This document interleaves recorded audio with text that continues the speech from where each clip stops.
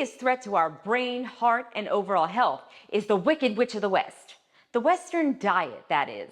The sad dietary pattern is full of ultra-processed, prepackaged food and sugar-sweetened beverages that have lots of calories but little nutritional value. Sugar, salt, and fat, oh my! Farther from nourishing than Dorothy was from Kansas. Food-like products are highly palatable, engineered with the perfect blend of sugar, salt, and fat that makes you crave even more whenever you get a little taste. It doesn't help that food is super easy to access nowadays, and we can order it with the click of our heels. It's the perfect storm for obesity and weight-related disease, which, according to the World Health Organization, accounts for at least 2.8 million deaths worldwide each year. I'll get you, my pretty, and your little dog, too. Could you imagine 2.8 million houses falling from the sky and crushing people to death? If that were happening, I bet we'd do something about it.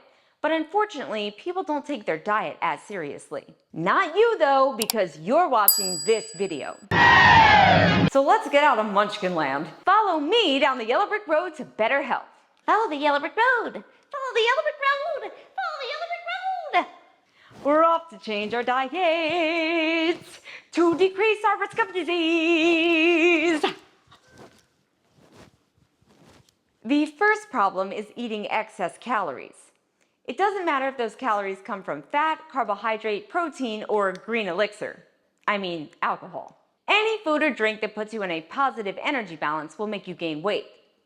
Don't confuse positive with good in this scenario. A positive energy balance means you're taking in more calories than your body burns. And whenever we take in more calories than we need, our body takes the extra energy and converts it into triglycerides, the storage form of fat. Thankfully, there's an equation we can use to estimate how many calories we should be eating based on our body size and physical activity level. If you want to use your brain, you can do the calculation by hand. But if you're feeling like a muffin and your head's all full of stuffing, you can use the link to the online calculator that I provided in the description. It's just an estimate, so you may need to eat a little more or less depending on your unique circumstances. I'll show you how I use this tool to determine my energy needs. I'm 28 years old, a bit of a munchkin at 5'1", 92 pounds, and I exercise 3 to 5 times per week. I'm going to leave body fat percentage blank since most people aren't sure of that. Based on my stats, the calculator suggests I eat about 1,700 calories a day to maintain my current body weight. But what really matters for our heart health is limiting our saturated fat intake. The American Heart Association recommends keeping saturated fat below 6% of our total daily calories. So for me, that comes out to about 11 grams of saturated fat per day. Saturated fat is solid at room temperature. Picture a stick of butter. Because of its molecular structure that maintains its solid shape, saturated fat raises our levels of LDL, bad cholesterol, and lowers our HDL, good cholesterol. Poor cholesterol levels clog arteries, which increases the risk of heart disease, heart attack, and stroke. To find your personal allowance for saturated fat, take the number given to you by the calorie needs calculator and multiply by 0.06 for 6%.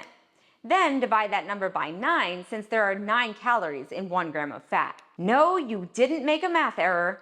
It's supposed to be that low. If you're surprised, wait until you start paying attention to your nutrition labels. Most prepackaged foods are full of saturated fat. It's also abundant in fatty cuts of meat like beef, dark meat, poultry, and skin, full-fat animal products like cheese and ice cream, and tropical oils like coconut and palm oil. Plus anything baked or fried. A Big Mac and medium French fry from McDonald's would give you 13 grams. If you're a small person like me, that exceeds your allowance in just one meal. Add a small chocolate milkshake to that order and you'd be at 22 grams. Even for a man who needs 2,000 calories a day, that exceeds his 13-gram allowance. And what man do you know ordering a small milkshake? Most men would probably get 1 or 2 Big Macs, a large fry, and a large shake. And again, that's just one meal. They should call them unhappy meals, am I right? 'Cause trust me, your heart ain't loving it. Ba-da-ba-ba. I don't mean to pick on Ronald. The King, Wendy, and Colonel Sanders are all clowns, and I wouldn't hire them for my birthday party. And even if you aren't into fast food, the prepackaged, ultra-processed products filling our grocery carts and cabinets make limiting our saturated fat intake a real challenge.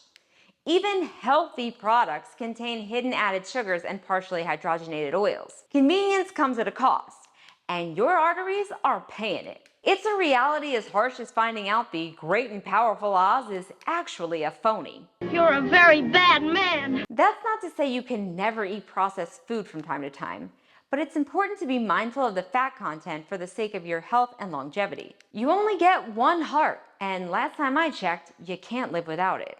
I had brains and a heart also. So, having tried them both, I should much rather have a heart. Then again, I guess brains are pretty important. Without brains, you'd be as dumb as a dog. They're both important.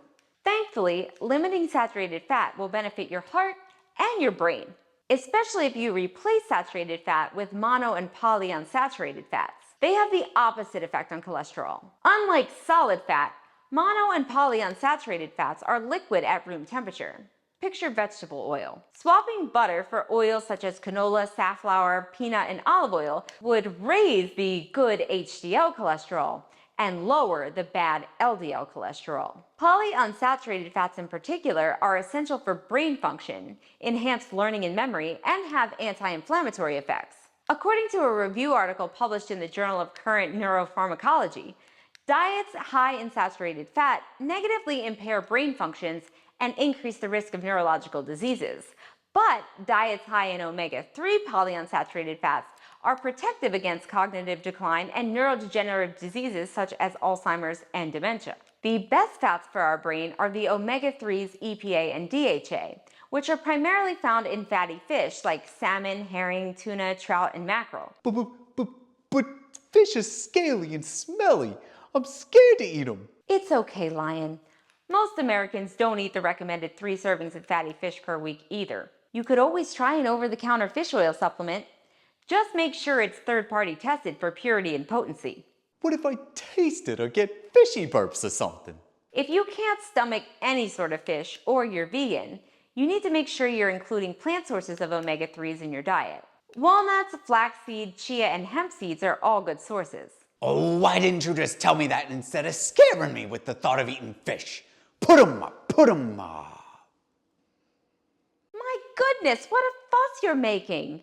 I didn't tell you about the plant sources at first because they aren't the best quality.